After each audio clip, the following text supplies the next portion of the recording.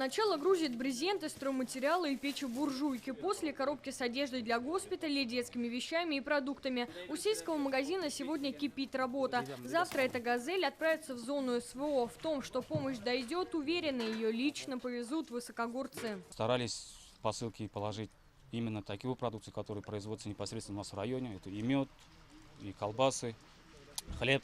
Это наши близкие, мы с ними вместе росли. И мы с первого дня решили их поддержать.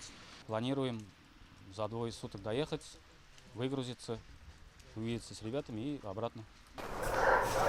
Это сельский дом культуры. Еще один пункт приема гуманитарной помощи. Завтра отсюда также отправятся «Газели». Еще банки нужны? О волонтерском объединении в сельском ДК мы рассказывали в феврале. Тогда к местным жителям присоединился вернувшийся из зоны СВО военнослужащий Артем. Он помогал плести маскировочные сети, шить одеяла, изготавливать окопные свечи. В этот раз здесь готовят домашнюю лапшу.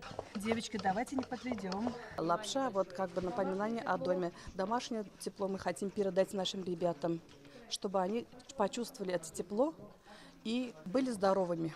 Помощь собирают не только для бойцов, но и для жителей Донбасса. Отправляют детские вещи, шьют одежду и белье. Из этих материалов мы им приготовим постельное белье, приготовили, чтобы в госпитале им, чтобы не очень плохо было. Волонтерское движение в селе появилось в апреле прошлого года. Организовали все.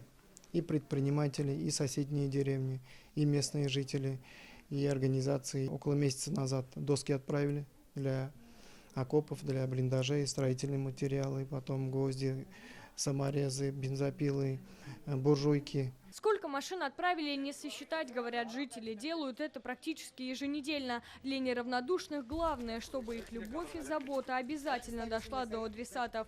Алена Струминская, Игорь Романов, ТНВ, Высокогорский район.